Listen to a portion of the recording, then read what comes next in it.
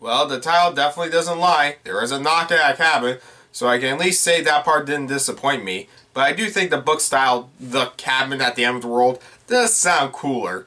Then again, the movie can be its own thing, so if you're a fan of the book going in, prepare to witness what happens when M. Night Shyamalan adapts a beloved source material again, but except this time it's done right, I think. I never read the book. At least as its own thing, I think it works. But I need some hook for the opener, and I went with that, so could have been better. But this movie definitely does have a good hook going into it. So, all that's really I've been saying is that really M. Night Shyamalan is somehow allowed to keep making movies for some reason, and a movie like this proves why. Now, based on the book of the different title I said prior by Paul G. Tremblay, with the adapted screenplay at first by Steve Desmond and Michael Sherman, then rewritten, produced, and directed by M. Night Shyamalan, so I don't really know how much is different compared to the original script and the book and this. But, you know, with all that comes Knock at the Cabin, with a cast of actors such as Dave Bautista, Jonathan Groff, Ben Aldrige, Ron Weasley, Rupert Grint, and others. Anyways, before going into this, I honestly didn't think going to see this in theaters was worth it, as with many M. Night Shyamalan movies, I had low expectations, honestly. I mean, I love The Sixth Sense, Unbreakable, Split.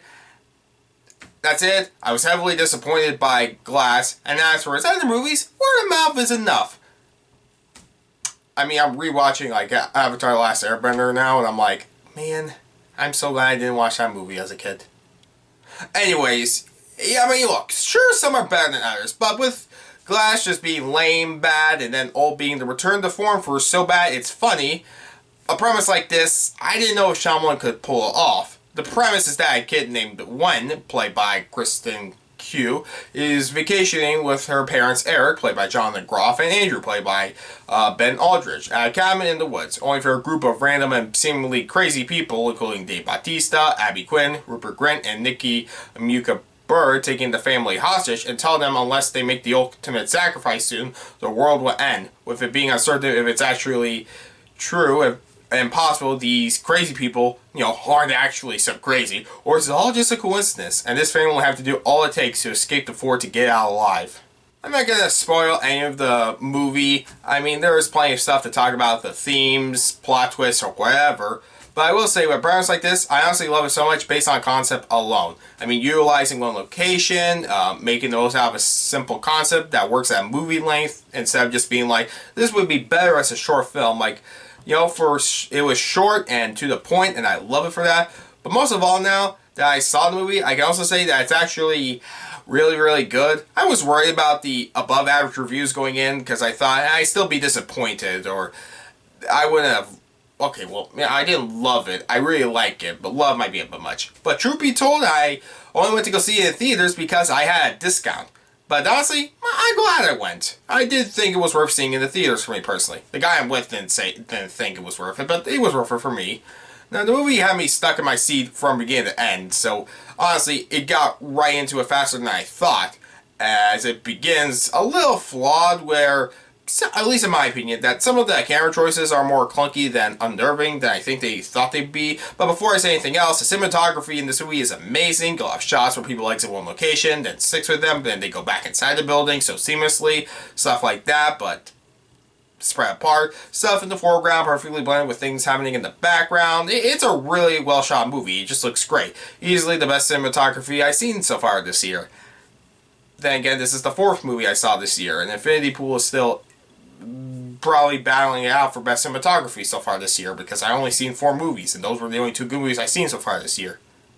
Anyways, so yeah, the rest of the movie though, I still really loved. That also being the performances, like going in, everyone praised Bautista, and I'm not certain, well, I wasn't certain I would be, you know, on the same boat. I didn't know if I'm not a contrarian. Honestly, I just thought since his tattoos that he has his other movies. Well, not other movies. It's his actual tattoos. It's just when I see them, I'm like, that's Dave Bautista. Like, you don't have to show the face. If you show me his body, I'm like, Dave Bautista. But, you know, I was worried that I would just see Dave Bautista doing a good performance and I wouldn't see the character. I was wondering if that would get in the way. And at first it did. Like, I don't know what he says his job was, and like him, like, his behavior, it's like, I can kind of buy it. Like, I'm not saying just because, well, you know, who he is in real life will get away with me believe he could be this other thing. It's just... But by the end of it, you can tell he is giving it his all. Just like everyone else, because this is one great ensemble. Like, I joked earlier with Rupert Grint, but like Daniel Radcliffe, I'm glad he's in other things than just Harry Potter. Like with Radcliffe, I love him in Miracle Worker, Swiss Army Man, and the Weird Al movie recently, so I also hope to see more of Rupert Grint in the future. As what they do with his character truly surprised me, and that's kind of how I knew, as with the plot itself, it would get really better and better as the movie goes on. Now, thanks to everyone, give it their all. I really have to say, with the highlight, in my opinion, is Ben Aldrige and Jonathan Groff as the couple, who I believe their chemistry, they were a couple, they were real people, and the choice they had to make really did make me feel for all the emotions the writers wanted me to feel about the characters. Not to the point of tears or something, but, you know, something like, yeah, I cared. I wanted to see how the movie would end. Now, for any critiques I had, like many Shyamalan movies, the dialogue isn't perfect. Some lines are better than others, but it's something that's either quotable or that memorable, truly elevated by the performances and plot, themes, cinematography, so forth. And I've seen many people critique the character choices, but personally, I never had to throw my hat in the ring of suspension of disbelief personally. Like, I thought, okay, so am I going to have to buy this or that? It's like, honestly, no, I never had to use suspension of disbelief during the movie. Maybe like 10%, 5% maybe I had to, but honestly not really. But, you know, other problems, well, it's a great thriller. I said earlier, it hooked me start to finish, but as a psychological horror, which is what it's listed as, it's still a little predictable in many other parts. Like, I don't know, going in with the premise and it being directed by Shyamalan, I'm like, is it going to go in that direction? It did, but I did a good job in going that direction where it surprised me in other ways, but I mean, it's not really scary. It's tense, and I was worried, but not once would I say I was scared. At least in, I think, the way they want me to. It's kind of hard to explain without spoilers, but I feel like if you go in knowing what I'm saying, it's like, you can kind of guess what I'm saying. I mean, this is my review of the movie, but anyways, but also, I will say this.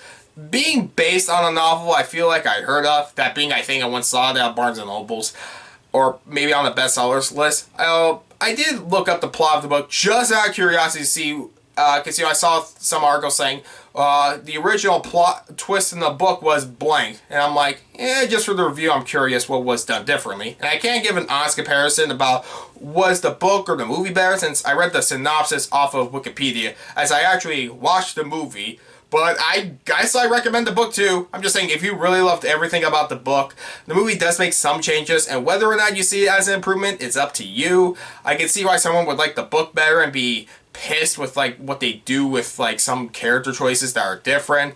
And maybe I could see some of this working better as a book than a movie. But thinking of some of the dialogue and the sub, I guess the novel does take more risk or advantage of the ideas with the premise. But with all that said, and even with these problems, I really, really like the movie. I don't know if I would watch it again that much, or really if this would work for everyone. But truly, I think this is a great movie. And I don't care if I'm alone feeling that way, with people saying, yeah, it was pretty good. You know, I say with flaws and all, I recommend this movie because I really enjoyed it, and I'm so glad I went to go see it. I give Knock at the Cabin an 8 out of 10.